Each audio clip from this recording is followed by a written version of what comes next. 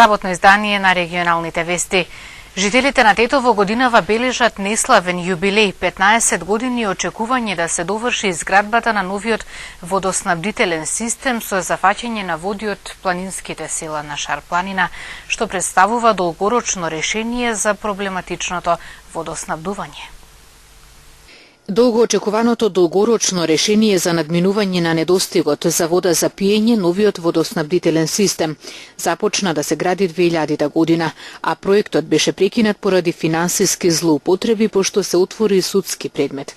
Градбата продолжи во периодот од 2007 до 2011 година, потоа повторно паузираше се до 2014 година.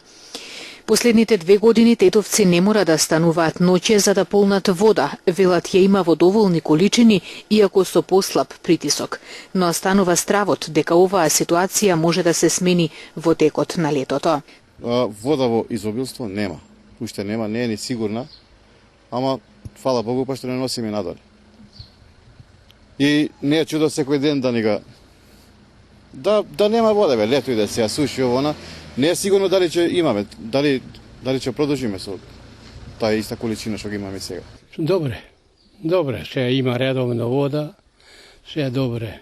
Само мало го качува цената, мало поскупо е. Сега имамо мало поќе вода него порано. Меѓутоа, вручина ако потреба вака, пошто последно време гледам ноќум ga допира, и вчера беше допрена. Како ќе биде да бидеме здрави и живи со Бога напред. Знаеш, тоа тогаш кој беше едно време проблемот, онаму кај мостон, кај од зетми куќата туе го начршија, туе имаше еден вентил и на времето кој беа гушвата тогаш кој немавме вода, во отворење тој вентил и сега после тоа има поќе вода. И некој до тогаш беше секој ден ќе ga допра, 1 сат ќе пушта, после па нема и така. Сега, еве, што 2 години има како има. Меѓутоа ја од мука сум ставил хидрофор. Меѓутоа не е тоа. Од пластика да пиеш вода. Топлото време и високите температури жителите на Тетово, особено оние во погорните делови на градот, ги потсетуваат на мачниот живот без доволно вода. Долги години пиеја од стоена наместо свежа вода. Се бањаа со вода од шишиња стоплена на сонце, переја и на рака, зашто еден час колку што имало вода не бил доволен за да доработи машината за перење алишта, која неретко и се расипувала поради овој проблем. Ако ја прашувате за порано што било, тоа е катастрофа. Значи, сме немале живота. Значи, порано немаше вода по цели денови. Значи, имало по 1 сат, 2, па после малку се подобри ситуацијата. Имаше повеќе часови вода. Имаше по 4-5 сата вода и полневме со канти, дојдевме до овдека. Па црквата има исто, не знам од каде, ама и она има почесто вода. Полневме и од таму. Многу лошо беше. Значи, не сакам да се подсетувам на тоа. Тешко како било. Без вода за никаде. Ќе наполниш, а после ќе чекаш друга партија кога ќе дојде по 8 сата или појќе так. Меѓутоа е проблем нормално, нема вода, а водата и струјата се основни работи. За другото ќе се снаоѓаш, што се вика, меѓутоа вода е, нели треба да се измиеш, да се скупеш, да се испереш. Па овие поготово помладиве вие имаат деца мали, нели? Навечер ќе наполневме тубе големи. И ќе ga загрееш у казан на шпоред и шишиња на балкон. Мука сме мучеле. Доктор Радко Давидовски од Центарот за јавно здравје вели дека поради 15 годишното непостојано водоснабдување, градот е во категоријата на места каде што нема безбедна вода за пиење. Според Светска здравствена организација, 4 елементи се главни за да кажеме дека се користи безбедна вода и квалитетна пиење. Тоа е пред се безбедност, значи микробиолошки и физичко-хемиски, во доволна количина, удобност при користење и во континуитет да се користи. Значи со самото тоа ние више еден од 4 темели го нарушуваме кога имаме дисконтинуитет. што се случува во овие периоди кога имавме голема до 500 и нешто литри во секунди, имавме 520, нормално дека нашиот цевковод е застарен и имаше многу дефекти, така да јавното комунално предпријатие беше приморано да ги санира тие дефекти, а при тоа и да ја допира водата за пиење. Годинава немавме рестрикции, меѓутоа постапката е слична. При допирање, согласно со правилникот за безбедност на вода, при секој допирање на водата од водоводната мрежа, тој што стопанисува е должен да изврши хиперхлорирање и тоа со различна концентрација во зависност ако е за 30 минута пропише некоја концентрација, ако е за 12 сати, која е и за 24 сати. После тоа хиперхлорирање потребно да се врши испирање на цевководот и дури после тоа да се пушти во редовна употреба за граѓаните. Министерот за животна средина и тетовската градоначалничка на почетокот на јули извршија увид на градбата на водоводот и соопштија дека работите се до половина. Како што веќе и информиравме дека минатата година според акциониот план тоа што беше предвидено е и завршено. Ова година градежните работи започна малку подоцна поради времето, климатските услови, така што сега во овој увид што заеднички го правиме, гледаме дека се интензивирани работите и се очекува овој проект да се завршува начелно пред договорениот рок, а договорениот рок е до 15 декември, така што ние се надеваме дека цевките и полагањето на цевките ќе биде завршено до крај на месец септември. Се предвидува изградба и на филтер станица. Новиот систем за зафаќање вода треба да обезбеди дополнителни 200 литри вода во секунда во градската водоводна мрежа. Околу 300 граѓани од социјално загрозени семејства од Гостивар вчера вечер се собраа на заедничка ифтарска вечера. Настанот го организираше Црвениот крст во соработка со ресторанот Витаби. Во пресрет на муслиманскиот верски празник Рамазан Бајрам, во Гостивар вчера вечер се организираше ифтар за социјално загрозените категории граѓани. Вечерата ја организираше Гостиварскиот Црвен крст со помош и поддршка од ресторанот Витаби. Нашата соработка започна лани кога за прв пат ги собравме ранливите категории граѓани на заеднички ифтар и успешно продолжи и годинава. Ова е гест преку кој целиме да им пружиме и на оние со мал семеен буџет да ја почувствуваат предпразничната атмосфера, рекоа од Општинската организација на Црвениот крст. Ова е втора година поред како организираме оваа манифестација. Црвениот крст во соработка со Витаби како главен спонзор на манифестацијата.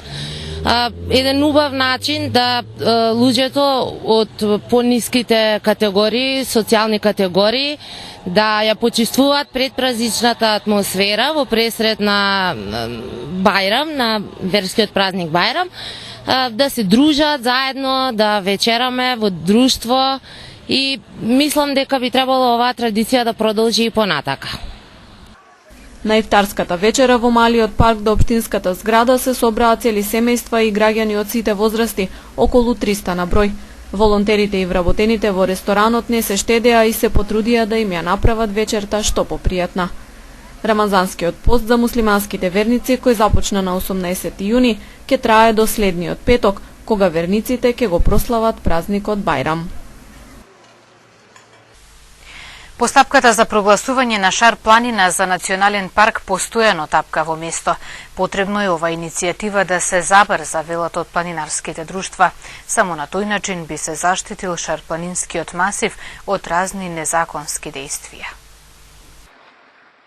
Узурпацијата со дивоградби, дрвократството и големиот број диви депонии немилосредно последнава деценија го уништија шарпланинскиот масив. Планинарските друштва велат дека на Шара нема никаква контрола и нејзините природни вредности од година в година полека исчезнуваат. За да се заштити ова подрачје, потребно е што поскоро Шар планина да се прогласи за национален парк. Според мене, мислам дека за да биде национален парк Шар планина, треба местното население прво да биде добро информирано, бидејќи мислам дека тие не се добро информирани што значи тоа национален парк, што е тоа резерват, колку ќе има строго заштитени зони, така да населението да биде запознаено, да знае што е тоа национален парк, колку строго заштитени зони, и тогаш мислам дека и нема да има и отпор кај тоа население за национален парк. Инаку придобивките сигурно ќе бидат големи, би се намалиле овие аномалии, потоа би се формирало сигурно некое предпријатие кое ќе стопанисува со тој национален парк, сигурно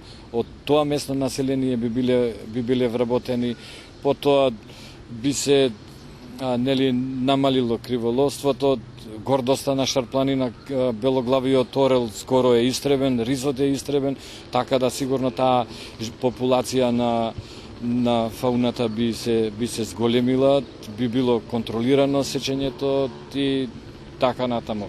На тој начин истовремено ќе се зголеми бројот на планинари и туристи, кои во овој момент не ја чувствуваат планината за безбедна и привлечна за рекреација и прошетка. Шарпланина би станала по-безбедно место за рекреација не само на планинарските друштва, не само на туристите, туку на сите оние кои што сакаат да дојдат да посетат, а со самото станување на Шарпланина национален парк веднаш нели се зголемуваат и можностите за развој, за уште поголем развој на планинскиот туризам кој што веќе таму и е развиен, меѓутоа делумно. Сметам дека со тоа многу повеќе би се придонело за развој на туризмот и воопшто за заживување на овој дел на Шарпланина. Од шумската полиција тврди дека Шарпланина може да се заштити само како национален парк. Во тој случај во секоја планинска област би постоеле реонски чувари, кои 24 часа ќе контролираат заштитената зона од незаконски действија. Истото мислење го делат и локалните власти на општините кои гравитираат под Шара. Иницијативата за прогласување на Шарпланина за национален парк е стара веќе една деценија, но досега ниту на терен, ниту во рамки на законските регулативи не е ништо преземено. Изготвени се само неколку студии за придобивките и постапката за заштита на Шара. Од Министерството за животна средина велат дека ќе изработат студија за валоризација на вредностите на Шарпланина, која ќе биде основа за прогласување нова подрачје за заштитено. Шарпланинскиот масив изобилува со голем број на природни езера, 30 на планински врвови над 2000 метри, 200 видови птици, околу 150 разни пеперутки. Доколку Шарпланина се прогласи за национален парк, Македонија ќе добие 4 заштитени подрачја, кои се 12% незината вкупна територија. Утре на празникот посветен на апостолите Петар и Павле ќе се свети црквата Свети Ѓеорги во населеното место Шимшово. Ќе се осветува главната црква во тетовското село Шимшово Свети Ѓеорги. Чинот на осветување е закажан за на 12 јули на празникот на светите главни и сефални апостоли Петар и Павле, ден кој припаѓа на највозвишените празници од Евангелието. Осветувањето ќе го изврши неговото високо преосвештенство митрополитот Тетовско-Гостиварски господин Јосиф во сослужение на свештеници од Тетовското архиерејско наместништво. По тој повод се покануваат сите благочестиви христијани да присуствуваат на овој голем настан за жителите на Шемшово. Утрената литургија ќе започне во 7 часот, за да час подоцна се очекува да пристигне митрополитот Тетовско-Гостиварски господин Јосиф, пошто ќе следува неговото облекување во архиерејска одежда, а веднаш потоа ќе започне и чинот на осветувањето. По него ќе биде отслужена света архиерејска златоустова литургија, потоа ќе биде благословен и кумскиот колач. Во 11 часот организиран е свечен ручек во црковната трпезарија.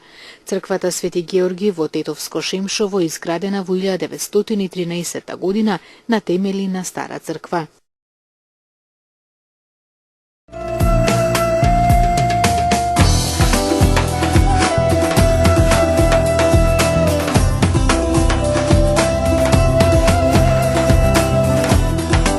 Силна експлозија утрина во околу 4:30 часот одекна во центарот на Куманово и ги вознемири граѓаните. Причината е материјална штета, а човечки жртви и повредени нема. Екипи од Кримтехника при СВР Куманово се на местото на настанот. Експлозивната направа за која допрва ќе се утврдат деталите била поставена и активирана во утринските часови на паркинг просторот зад маркет, во време кога нема фреквенција на луѓе. За сега е познато дека се искршени стаклата на стамбените и деловните објекти во близина на поставената експлозивна направа. Надлежните екипи работат на утврдување на видот на експлозивот, како и на откривање на сторителите. Кумановци паметат дека во истиот период пред деценија и пол на иста локација беше поставена експлозивна направа.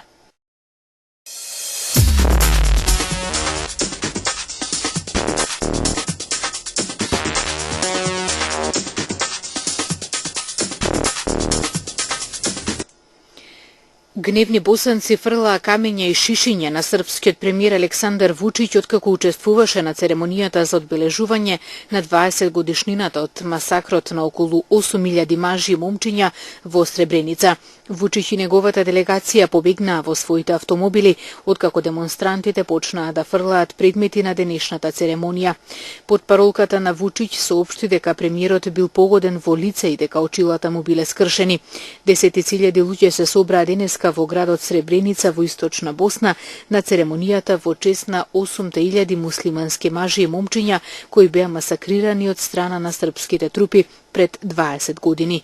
Претходно Вучиќ, чија земја жестоко се противи масакрот во Сребреница во рацете на босанските срби да го нарече геноцид, беше пречекан со добре дојде од роднините на жртвите. Експлозија го погоди надворешниот дел на италијанскиот консулат во главниот град на Египет, Каиро. При експлозијата е оштетена фасадата на зградата, а повредени се двајца полицајци и тројца случајни минувачи. Причината за експлозијата се уште се истражува, јавуваат египетските власти. Неидентификуван припадник на безбедносните сили е цитиран од државната новинска агенција MENA како вели дека причината за експлозијата била автомобил бомба. Во истиот извештај се вели дека на зградата е нанесена голема штета. Грчкиот парламент ги одобри предлозите на владата кон кредиторите и го ополномошти кабинетот да ги искористи тие предлози како основа за преговорите за склучување на спогодбата за третата кредитна програма која ќе трае 3 години. Гласањето се одржа по дебати на седницата посветена на владиниот нацрт закон, преговори и склучување на кредитна спогодба со Европскиот стабилизацијски механизам. Повеќе членови на владеачката партија Сириза, меѓу кои претседателката на парламентот Зои Константинополу и министерот за енергетика Панајотис Лафанзис беа воздржани. 10 членови на Сириза одбија да го поддржат предлогот на владата, при што повеќе од нив беа воздржани, а 2 гласаа против. Повеќе од 850.000 луѓе се евакуирани во кинеската провинција Жеџијанг, додека земјата се подготвува за тајфунот Чанхом. Официјални лица денеска изјавија дека тајфунот се очекува да помине помеѓу градовите Санмен и Шужан, некаде околу пладне на 11 јули.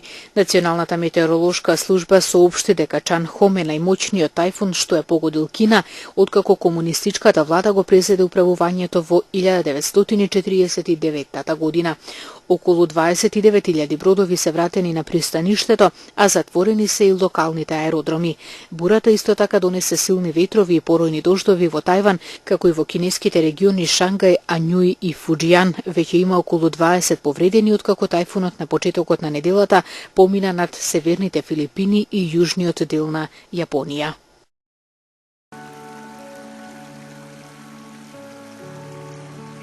Времето денеска беше претежно сончево со локална облачност во планинските региони. Дуваше и умерен северозападен ветер кој во попладневните часови стивнуваше. Утринската температура се движеше од 13 до 21 степен Целзиусов, а дневната од 28 до 34 степени Целзиусови. УВ индексот изнесуваше 9.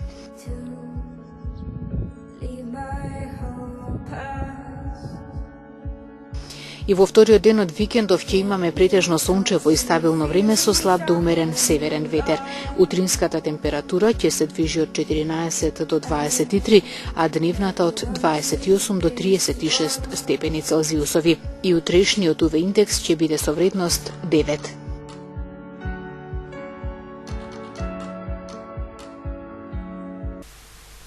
Благодарам што бевте дел од ова издание на регионалните вести. Пријатно.